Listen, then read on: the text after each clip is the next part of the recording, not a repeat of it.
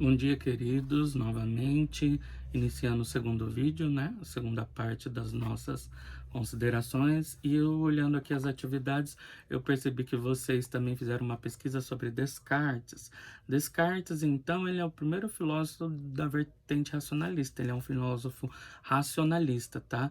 E ele fez muitas contribuições para a física e para a física moderna que hoje nós temos e introduziu o pensamento mais exato no campo da filosofia. Então, ele é muito importante da filosofia, tá bom? Ele colocou-se em posição de destaque no pensamento moderno de toda a amplitude da física que nós temos hoje, né? Graças aos estudos matemáticos que ele fez para a física e para outras ciências, cria-se o plano de coordenadas que hoje nós temos, que nós chamamos também de estudo da geometria analítica dentro do campo da matemática e da física, e também da geometria espacial com maior precisão, graças aos seus estudos, tá? Ele foi importante aí, como eu disse, ele teve algumas obras como o Discurso do Método, que é uma das mais importantes, ele foi conselheiro, ele, enfim, auxiliou, né, revolucionou o pensamento moderno, como eu disse, ele é um filósofo moderno e a sua ciência é moderna.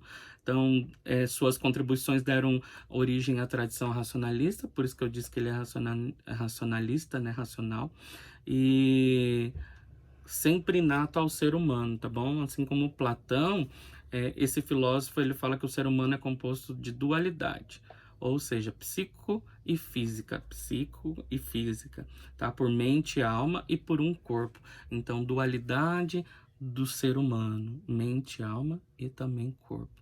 Então, as coisas mais importantes é a contribuição que ele tem para a física, para a matemática, os seus estudos científicos que contribuíram, né, a geometria analítica, a geometria espacial. Então, isso que nós precisávamos nos atentar, tá? Então, sobre o Descartes, é isso que era por hora o mais importante. Lembrando que em aulas futuras, quando nós tivermos as nossas aulas presenciais, eu vou dar um amparato, se for necessário, sobre todos esses e as defasagens que vocês tiveram, têm, que possuem, para que a gente possa sanar todas as dúvidas. Eu vou começar falando sobre ciência também na Idade Moderna agora, a Revolução Científica, principalmente no século XVII, né? Mas eu vou começar com o sistema da Revolução Copernicana, ou de sistema de Copérnico, defesa do heliocentrismo, que vocês precisam entender que também o heliocentrismo ele é defendido depois por Galileu e é uma das suas mais importantes teorias, a de Galileu, tá bom? Então, sobre a Revolução Copernicana, que vocês fizeram até uma pesquisa, e é importante saber, tá? Que a revolução se dá a transformação do universo, essa concepção de transformação do universo. Porque antes, como a gente falou de ciências na antiguidade e na Idade Média, estamos falando agora de Idade Moderna, lembra-se, né, que a ciência não podia evoluir por conta dos dogmas estabelecidos pela igreja que não poderiam ser quebrados. Então, a igreja tinha uma outra concepção, né, sobre a teoria do universo.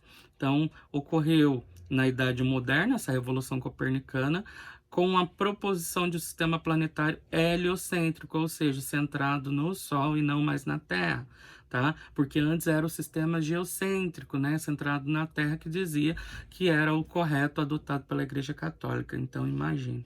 Copérnico não era bobo, ele escreveu sobre isso, mas ele não publicou. Ele tinha medo da perseguição da igreja contra ele e contra os seus familiares, e já falo um pouquinho mais sobre isso, tá bom? Essa revolução, ela foi iniciada pelo trabalho de Copérnico, por isso leva o nome de copernicana, mas ela é desenvolvida depois também posteriormente. Então, é uma das ciências em relação a teorias mais importantes que nós temos hoje para a astronomia moderna, tá, pessoal? Para que a gente possa entender um pouquinho, Copérnico insistia que a teoria heliocêntrica, né, ou seja, o Sol no centro do nosso universo, era apenas uma hipótese. Por que que ele falava que era apenas uma hipótese? E para alguns filósofos dessa época falavam que era apenas uma hipótese.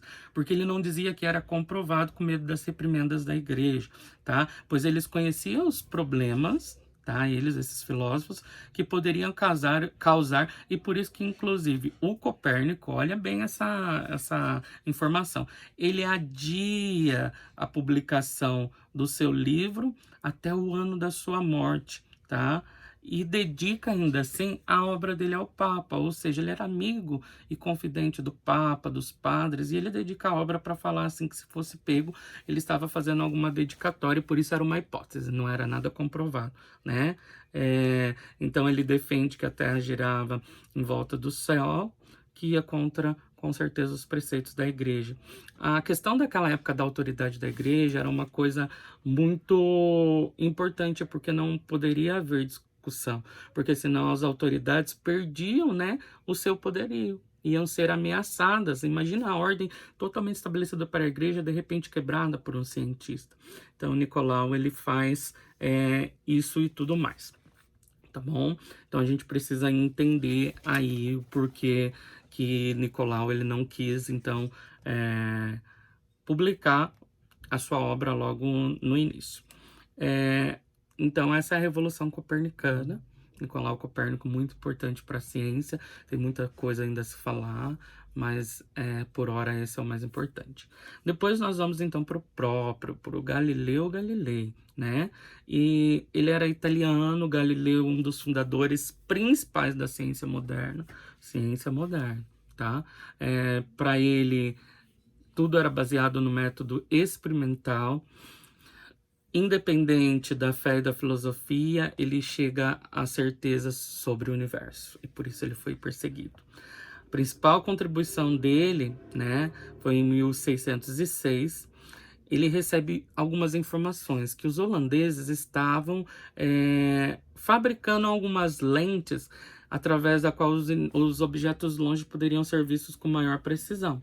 Mas ele procura elaborar um instrumento parecido. Por que ele ficou com inveja? Não, porque a sua teoria, nos seus estudos, ele já tinha algo em desenvolvimento. Então ele falou, pera lá, eu vou dar um salto nesses holandeses, acima deles, à frente deles. E ele faz isso, lembrando que ele também defende o heliocentrismo, e a sua teoria é importante. Então, com base nisso, ele inaugura um instrumento parecido, que é a luneta. Tá? Então, com o uso da luneta, Galileu ele inaugura e mostra para todas as pessoas ali um novo patamar para apoiar esse instrumento ou os instrumentos específicos. Com essa luneta, Galileu, tá, faz algumas descobertas, que essas são as mais importantes. Primeiro, que a Lua tinha uma superfície desigual. Tá? Ou esburacada, ou com vales profundos como a Terra, igual a gente vê no desenho, parecendo um queijo cheio de buraquinho. Isso as pessoas não sabiam. Que todos os corpos são compostos dos mesmos elementos, que Vênus tinha fases como a Lua, comprovou então que os planetas recebiam a luz do Sol, porque era só especulação até essa época. Observou que o Sol possuía manchas e, portanto, o Sol sofria alterações. E ele também comprovou que o universo era mais amplo do que apresentado nas teorias anteriores. Com isso, pessoal, tá? Ele inaugura um texto Diálogo sobre dois máximos sistemas. Ele faz a defesa de Copérnico e o questionamento sobre Aristóteles, o sistema Aristóteles ptolomaico. As ideias de Galileu, é claro que se chocaram contra a Igreja, porque a Igreja falava que era a Terra no centro. E Galileu defendeu a teoria copernicana e foi uma das mais importantes, que é o Sol, o heliocentrismo. Então a Igreja processou ele na época, foi condenado à prisão perpétua, mas posteriormente a pena foi amenizada e ele foi para sua casa e ficou em prisão domiciliar. Tá? Então a gente precisa entender que Galileu ele teve muitas contribuições. Tem algumas coisas a mais aqui que eu anotei também sobre Galileu, que as suas teorias elas então também não eram consideradas como leis, como modelos, mas eram hipóteses, tá? Ele não desprendia-se para falar que era só posteriormente a sua morte, inclusive que depois de 400 e poucos anos que foi reconhecido que ele tinha razão. O cara já estava mortinho da Silva, né? A teoria que ele defende é a heliocêntrica em suas bases de escritas. ele também é importante para toda a ciência, porque ele é um nome de destaque e não tem como fugir disso, né? Então, sobre Copérnico e Galileu, né, inclusive vocês fizeram pesquisas sobre isso, essas são as mais importantes contribuições. Lembrando ainda, pessoal, também, né, quando que eu estava falando lá no primeiro vídeo sobre a ciência na Idade Média que não teve avanços e tudo mais, a gente entende que a igreja ela tinha um predomínio muito grande. Por exemplo, a igreja tinha um predomínio sobre o dinheiro também das pessoas. Morria alguém da sua família e você não sabia se essa pessoa foi salva porque ela ficava dentro de um lugar que a igreja chamava, né? Não sei se chama até hoje, de purgatório, que não é nem o céu nem o inferno. Então as pessoas elas tinham que pagar, tá, uma quantia daquilo que elas tinham, vender os seus bens, pagar para a igreja para que através dali fosse dada uma penitência, Ave Maria, Pai Nosso, algumas coisas que as pessoas tinham que fazer, e com esse valor e com essa penitência garantiria com que a pessoa que estava no purgatório fosse para o céu. Então esse pagamento era chamado de indulgências e era cobrado realmente pela Igreja Católica para a vida dos fiéis e das outras pessoas.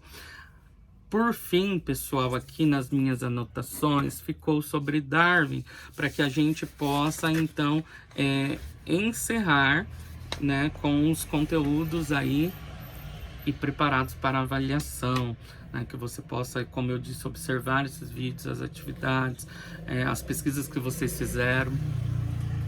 Tem bastante carro passando aqui em moto, a minha rua é movimentada. Que vocês observem as pesquisas, façam novas pesquisas se forem necessárias, tá? Eu espero que vocês tenham entendido, tenham conseguido contribuir com as atividades que vocês postaram lá. Então, eu acho que vai ser de bastante valia vocês assistirem esses vídeos, pausarem, anotarem, tá? Para que vocês possam conseguir fazer a nossa avaliação. Lembrando que a avaliação eu vou liberar, tá? E vou deixar um período e depois eu fecho. Então, quem não fizer essa avaliação, depois vai ter que fazer a recuperação, tá? Porque tem período, tem um prazo para se fazer essa avaliação através do formulário lá no Class 1. Vocês vão clicar. Lembrando que lá pede o e-mail, o nome de vocês, os dados que vocês precisam. Vocês precisam colocar lá o e-mail, por mais que vocês já estejam logados no @escola, é claro, vocês vão precisar colocar o e-mail @escola de vocês, na onde que é para digitar o e-mail. Vamos lá, só para terminar então esse vídeo, a gente vai falar um pouquinho, claro, não muito, sobre Charles Darwin. Charles Darwin, então, ele é um dos principais contribuintes e que cria a teoria da evolução, evolucionista, na qual o homem, né, ele vem de uma base comum lá atrás, e a gente ouve falar erroneamente, o homem veio do macaco, né? Até desenhinhos, a evolução do macaco até o homem. Mas, na verdade, para ele é um ancestral lá atrás, comum para todo mundo, tá? Então, ele não fala a espécie, ele define como um ancestral comum. Ele cria suas teorias, ele faz as suas contribuições e ele é apoiado por alguns amigos, algumas pessoas que se interessam na pesquisa dele, apesar de muitos falarem que ele era louco. E ele faz uma viagem durante 5 anos em um navio chamado Beagle. Então ele vai viajando por vários lugares do mundo e ele busca comprovar a sua teoria, sempre recolhendo materiais geológicos, fósseis, para comprovar que os antepassados que ali viveram naquela região do mundo, haviam evoluído, não só os homens, mas como todas as espécies, inclusive vegetais, animais, o ser humano, enfim, todas as espécies haviam evoluído. Ele fixa uma teoria a partir de Gregor Mendel, que cria a teoria lá dentro da biologia da ervilha. Se você quiser pesquisar um pouquinho de quem foi Gregor Mendel e a sua teoria, então então Darwin ele se baseia um pouco em suas teorias ali, e ele faz esse estudo durante 5 anos viajando pelo navio, recolhendo todo esse material geológico, fósseis, esses materiais que pudessem comprovar que o homem e que os seres humanos haviam evoluído, tá? E ele cria muitas teorias para tal. o que mais nós precisamos saber sobre Darwin? Que ele cria as teorias sempre baseadas, né, em um processo chamado ancestralidade comum. Como eu disse, o homem veio de um ancestral comum e de seleção natural das espécies. Ele selecionava essas espécies para que pudessem ser comprovadas cientificamente, que haviam evoluído, que haviam chegado em um patamar de evolução, e por isso que ele buscava estudar sobre tudo isso, tá bom? Darwin é um nome muito importante, que observava as características morfológicas, características vitais que tinham os seres humanos, que tinham os seres vivos, e a respeito da ciência moderna e também pós-moderna, ele é um nome que se influenciou muito em uma das teorias aí aceitas por uma boa parte da população mundial da sua época e de até hoje, que é a teoria da evolução. Lembrando que nós temos 3 teorias mais aceitas, que é a teoria científica, a teoria da evolução e, em primeiro lugar, ainda com respaldos, a teoria religiosa, né, que é a teoria lá de que o homem nasceu de Adão e Eva, todo o contexto religioso, a teoria científica a partir de uma grande explosão, Big Bang e tudo mais, e a teoria do Darwin, Charles Darwin, que é a teoria da evolução da espécie humana, tá? E das outras espécies também conseguinte com essas informações. Então, pessoal, estudem, se preparem. Se vocês olharem as primeiras aulas, as atividades que foram postadas referentes às primeiras aulas, se vocês olharem aí as atividades que foram postadas por mim, e também esses 2 vídeos, que foi o primeiro e esse é o segundo, né, que está postado aí nesse ambiente virtual de vocês através do Classroom, vocês vão conseguir estudar, ter uma boa aptidão para estarem prontos para avaliação. Lembrando que esse contexto de avaliação ele é diferente, por isso as perguntas para cada usuário ela cai de um modo diferente. Então, estudem, façam significativamente, porque para os terceiros anos é o ano de vocês de vestibular, de Enem, para os quartos anos também, né? Então, vocês precisam ser honestos e fiéis com vocês mesmos, porque ninguém pode enganar a gente quando a gente entende esse contexto de estudos, e inclusive você conhece a si próprio, é claro. Então você pode enganar todo mundo menos a você mesmo, tá? Então tenha uma excelente rotina de estudos. Provavelmente eu libero a prova na quarta-feira, tá? Então você tem hoje segunda, amanhã terça para observar, para estudar esse vídeo, para analisar algumas coisas e se preparar para a nossa avaliação, quarta-feira. Então tenha uma rotina de estudos. Lembre-se, todos nós queríamos estar na aula presencial dentro do colégio, né? Como estávamos indo muito bem, mas as circunstâncias que foram tomadas devido à pandemia foram outras, e hoje é uma das melhores formas para que nós, professores, possamos levar o ensino, o aprendizado para vocês, alunos, e que vocês possam sempre observar e saber que é para o bem maior, que é para uma coletividade, que é para você também, como indivíduo que precisa do conhecimento. Então, nós não estamos de férias, nós estamos estudando de uma maneira diferente, mas estudando. Então, que fique isso para você como reflexão. Você está se preparando, não engane você mesmo, porque sempre a sua consciência vai bater e vai falar sobre toda essa realidade. Então, devido à força maior, nós estamos impedidos fisicamente de termos contatos, mas isso não impede que nós não tenhamos contatos de outras formas, como a forma aqui das tecnologias e os meios digitais e informatizados para levar o conhecimento para que vocês possam absorver isso, ok? Muito obrigado. Se você tiver alguma dúvida, mande no WhatsApp, no particular, como a gente sempre tem falado, nos grupos, ou até mesmo no Classroom, como alguns têm mandado e eu tenho respondido também. As atividades foram corrigidas, né, aqui pelos vídeos, mas elas foram dadas vistos para quem colocou na data correta, aceitei até um tempinho depois. Mas lembre-se, para você que não fez as atividades, vai no colégio, busca atividade, tente, tá, correr atrás do prejuízo. Sempre é tempo para mudança e para um novo rumo para o futuro. E até a nossa avaliação. Fiquem com Deus, estou com saudades, tá? Mas esperanças de dias melhores virão, eu creio, e eu quero que você creia assim também. Até mais.